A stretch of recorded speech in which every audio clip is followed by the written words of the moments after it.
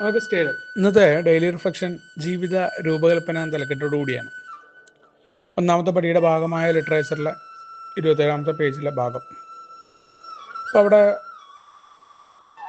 പഴയ നമ്മുടെ ഒരു പഴമക്കാരനുണ്ടായ അനുഭവം എങ്ങനെയാണ് പലപ്പോഴും തൻ്റെ വിശ്വാസവും തൻ്റെ രീതികളും എല്ലാം ഉണ്ടായിട്ടും വീണ്ടും മദ്യത്തിലേക്ക് പോകുന്ന ആ അനുഭവം. അത് വിശ്വാസി ആയിക്കോട്ടെ മദ്യത്തിൻ്റെ കാര്യത്തിൽ തൻ്റെ ചിന്തകളും തൻ്റെ അറിവും ഈ പറയുന്ന മറ്റു കാര്യങ്ങളും ഒന്നും തന്നെ പ്രവർത്തിച്ചിട്ടില്ല എന്നതാണ്. അവിടെയാണ് എന്തോ ഒരു ആത്മീയമായ അനുഭവം ഉണ്ടാവുമ്പോൾ, അല്ലെങ്കിൽ തനിക്കൊരു മാറ്റം ഉണ്ടാവണം എന്ന് ഒരു മനുഷ്യന് ഏതോ ഒരു സെക്കൻഡിൽ ഉണ്ടാവുന്നൊരു തോന്നൽ എന്ന് പറയാം, അല്ലെങ്കിൽ അയാൾ അതിനെ തുടർച്ചയാക്കാനുള്ള തയ്യാറെടുപ്പിൽ അവിടെ തന്നെയാണ്. മുങ്ങിമരിക്കാൻ പോകുന്ന മനുഷ്യരെ പോലെ ആശയത്തെ ഞങ്ങൾ മോചനമാർഗം അന്വേഷിച്ചു എന്നാണ്. മുങ്ങിമരിക്കാൻ പോകുന്ന ആൾക്കാരെ സംബന്ധിച്ചിടത്തോളം ഏതെങ്കിലും ഒരു കാര്യം, അത് ആ പിടുത്തത്തിൽ സർവശക്തി ഉപയോഗിച്ചിട്ട് കയറാനുള്ള ശ്രമം നടത്തും. കാരണം തൻ്റെ മരണം അടുത്തെത്തിയിട്ടുണ്ട്, താൻ അല്ലെങ്കിൽ ഇനി തനിക്കധികം നീന്താൻ കഴിയില്ല, താൻ മുങ്ങി മരിക്കാൻ പോവുകയാണ് എന്ന ചിന്ത സ്വാഭാവികമായിട്ട് മനുഷ്യനെ ജീവിക്കാനുള്ള ആ പ്രേരണ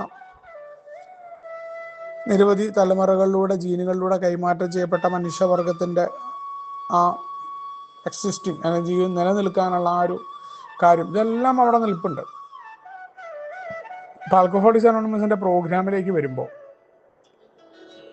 പലപ്പോഴും നമ്മൾ എയുടെ മീറ്റിങ്ങിൽ വരുമ്പോഴും എയിൽ വരുമ്പോഴും ഒക്കെ നമുക്ക് തോന്നുന്നൊരു കാര്യമുണ്ട്. ഇതിപ്പോൾ എന്താ കുറച്ച് ആൾക്കാർ ഇങ്ങനെ മീറ്റിംഗ് കൂടുന്നുണ്ട്, കുറേ ആൾക്കാരെ വിളിക്കുന്നുണ്ട്, ഇതിലിപ്പോൾ ഇത്ര വലിയ കാര്യമൊന്നുമില്ലല്ലോ, എന്താപ്പോൾ നമ്മൾ അങ്ങനെയൊക്കെ നിസ്സാരമായിട്ട്. അവിടെയാണ് പറഞ്ഞത്, ദുർബലമായ പുൽക്കൊടി പോലെ കാണപ്പെട്ടത് ആ ഈശ്വരൻ്റെ മഹത്തായ കരങ്ങളായിരുന്നു എന്ന് പറയുകയാണ്.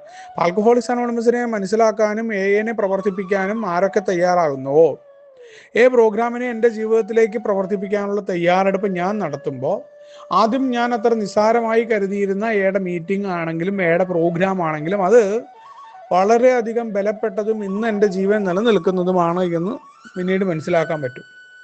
അതെങ്ങനെയാവുമ്പോഴാണ് പുതിയ ജീവിതം നമ്മൾ പ്രാവർത്തികമാക്കാൻ തുടങ്ങുമ്പോൾ, കിട്ടിയത് പുതിയൊരു ജീവിതമാണ് എന്ന തിരിച്ചറിവുണ്ടാകുമ്പോൾ പ്രാവർത്തികമായ ഒരു ജീവിത രീതിയാണെന്നുള്ളതാണ്. ജീവിതത്തെ രൂപകൽപ്പന ചെയ്യാനാണ് പ്രോഗ്രാമിനെ കൊണ്ട് ഉപയോഗിക്കുന്നത്. ആൽക്കഹോളിക്സ് അനോണിമസിൻ്റെ മീറ്റിങ്ങിലൂടെ ഞാൻ നടത്തിക്കൊണ്ടിരിക്കുന്നത് എന്നെ തിരിച്ചറിയുക, ഞാൻ എങ്ങനെയായിരുന്നു, എന്താണ് എനിക്ക് സംഭവിക്കുന്നത് മറ്റുള്ളവരുടെ അനുഭവത്തിലൂടെയും എന്നും ഒരു ഓർമ്മപ്പെടുത്തലാണ്. മദ്യാസക്തനാണ്, ഏതൊരു കാര്യത്തിലും ഞാൻ വീണ്ടും മദ്യത്തിലേക്ക് പോകാനുള്ള സാധ്യതയുണ്ട് എന്നുള്ള ഓർമ്മപ്പെടുത്തലും മാത്രമല്ല, ഞാനൊരു ഒറ്റപ്പെട്ടവനല്ല, നിരവധി ആളുകളുണ്ട്, അവരുടെയൊക്കെ കൂട്ടത്തിൽ അവർക്കൊക്കെ സാധിച്ചാൽ എനിക്കും സാധിക്കും, ഓരോ ദിവസമായിട്ട് ഇങ്ങനെ മുന്നോട്ട് പോകാം എന്നുള്ളതാണ്. അത് മാത്രമായിട്ട് അങ്ങനെ പോകാൻ പറ്റില്ല എന്നും, മദ്യമില്ലാത്തപ്പോൾ എൻ്റെ ജീവിതത്തിൽ ഉണ്ടാകുന്ന കുഴപ്പങ്ങളെക്കുറിച്ചും ജീവിതത്തെ നിയന്ത്രിക്കാനും പല കാര്യങ്ങളിലും ഉണ്ടാകുന്ന വിഷമങ്ങളിൽ ആ ഒരു സുസ്ഥിരത അല്ലെങ്കിൽ അതിനെ ഒരു നിയന്ത്രണ വിധേയമാക്കാനൊന്നും എനിക്ക് സാധിക്കുന്നില്ല എന്നറിയുമ്പോഴാണ് ഞാനൊരു പ്രോഗ്രാമിലേക്ക് പോകേണ്ടതുണ്ട് എന്നുള്ളതാണ്. അവിടെയാണ് എന്ന് പറയുന്നത് മീറ്റിംഗ് മാത്രമല്ല, ജീവിത രീതി കൂടിയാണ് എന്ന് തിരിച്ചറിയണം. ഒരു ജീവിത രീതി ഞാൻ തിരഞ്ഞെടുക്കുമ്പോൾ എന്താണ്, എൻ്റെ പഴയ ജീവിതത്തെ ഞാൻ പുറകെ വിടണം. പഴയ ജീവിതം പുറകെ വിടണം എന്നുണ്ടെങ്കിൽ എൻ്റെ പഴയ ജീവിതവും എൻ്റെ കാര്യങ്ങളും കൃത്യമായ ഒരു പരിശോധന നടത്തിയിട്ട് അതിലെ കുറവുകളും അതിലെ ഗുണങ്ങളും ഞാൻ കണ്ടെത്തണം. കുറവുകൾ കണ്ടെത്തിയ ഗുണങ്ങൾ അവിടെ ഉണ്ടാവും, ഒന്നും പോകുന്നില്ല. പണ്ട് ഈ കുറവുകൾ കണ്ടെത്താനുള്ള മടി കാരണമാണ് ഈ പരിശോധന നടത്താത്തത്.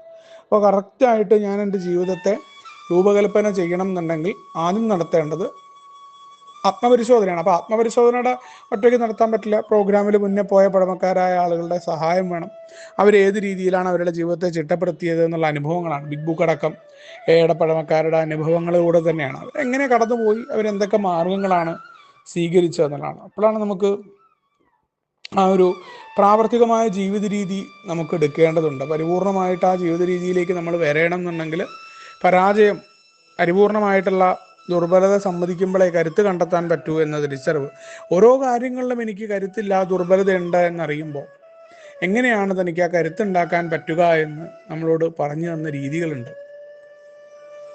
വളരെ കൃത്യമായിട്ടുള്ള ആത്മപരിശോധന നടത്തിക്കൊണ്ട് തൻ്റെ തെറ്റുകളെ ആക്സെപ്റ്റ് ചെയ്യാൻ ഞാൻ തയ്യാറാകുമ്പോൾ വീണ്ടും അത്തരം കാര്യങ്ങൾ എൻ്റെ ഇന്നത്തെ ദിവസം എന്നെ ജീവിപ്പിക്കുന്നതിൽ നിന്ന് തടയുന്ന ഓരോ കാര്യങ്ങളെയും കണ്ടെത്തിയിട്ട് വളരെ സിമ്പിളായിട്ട് ഇന്ന് ജീവിക്കുക എന്നുള്ളതാണ്. അപ്പോൾ ഇന്ന് ചില കാര്യങ്ങൾ ആ പഴയ ജീവിത രീതി ചെയ്യാതിരിക്കുക, ചിന്തകളെ മാറ്റുക. മനഃപൂർവ്വം ഒന്നും മാറ്റാനൊന്നും പറ്റില്ല. വേറെ കുറേ ആക്ടിവിറ്റികളായിട്ടും നമ്മൾ എന്താണോ ചിന്തിക്കേണ്ടത് എന്ന് മനഃപൂർവ്വം കരുതുന്നു, അത് വീണ്ടും വീണ്ടും കടന്നു വരുമെന്ന് അറിയാൻ പറ്റുന്നതുകൊണ്ട് തന്നെ വലിയ പ്രാധാന്യം കൊടുക്കാതെ ഓരോ സംഭവങ്ങളിലേക്ക് മാറ്റാൻ പ്രോഗ്രാം നമ്മളെ സഹായിക്കും. പതുക്കെ പതുക്കെയാണ് അത്തരമൊരു മാറ്റം ഉണ്ടാവുള്ളൂ. പക്ഷെ ആ മാറ്റം ഉണ്ടാവണമെങ്കിൽ എന്ത് വേണം?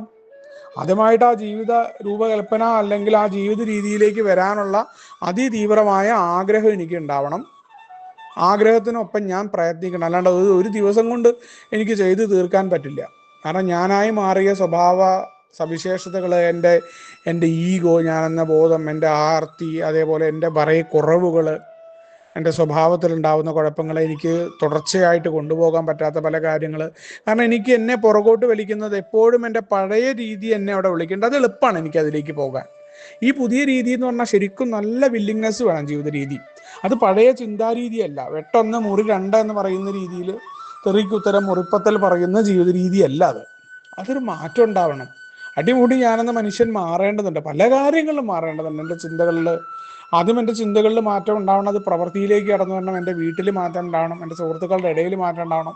എന്തിനധികം ആൽക്കഹോളിക്സ് അനോണിമസിൻ്റെ മീറ്റിങ്ങിൽ അത് ഓരോ ദിവസവും ഉണ്ടാകുന്ന മാറ്റമാണ്. ആ മാറ്റം ഓരോ ദിവസവും പുതിയ അറിവുകൾ കിട്ടുമ്പോൾ അത് തുടർച്ചയായിട്ട് ഇന്ന മാറ്റത്തിൽ മാത്രം പോകുന്നുള്ള രീതിയല്ല. ഞാൻ ഓരോ ദിവസവും മാറിക്കൊണ്ടിരിക്കുന്ന പുതിയ കാര്യങ്ങൾ ഞാൻ തിരിച്ചറിയുമ്പോൾ ആ പാഠങ്ങൾ ഉൾക്കൊണ്ടുകൊണ്ട് ഞാൻ ഒരിക്കലും മാറ്റില്ല എന്ന് പറഞ്ഞ പോലെ ഓരോ കാര്യങ്ങളും ഞാൻ തിരിച്ചറിയുന്നതനുസരിച്ചിട്ട് എൻ്റെ ആ തുറന്ന മനസ്ഥിതി ഉണ്ടാകുമ്പോൾ നമുക്ക് ഓരോന്നിനും മാറ്റം ഉണ്ടാകാൻ പറ്റും. അപ്പം അങ്ങനെ പുതുക്കപ്പെടുന്ന അറിവുകൾ വെച്ചിട്ട് ഇന്നലത്തേക്കാൾ മികച്ച ഒരാളായിട്ട് എനിക്ക് മാറാനായി പറ്റുമെന്ന ഓർമ്മപ്പെടുത്തലും. ജീവിത രീതി ഒരു ദിവസം പോലും വിട്ട് കളയേണ്ടതല്ല. അത് ഓരോ ദിവസവും കടന്നു വരേണ്ടതാണ്. അത് ഒരു ദിവസത്തെ കാര്യം തന്നെയാണ് എന്നുള്ള ഓർമ്മപ്പെടുത്തലാണ് ഇന്നത്തെ ഡെയിലി റിഫ്ലക്ഷൻ. നമുക്ക് ഒരുമിച്ച് കൊണ്ടേ പറയുന്നത് മുന്നോട്ട് പോകാം. ശുഭദിനം, സുപ്രഭാതം.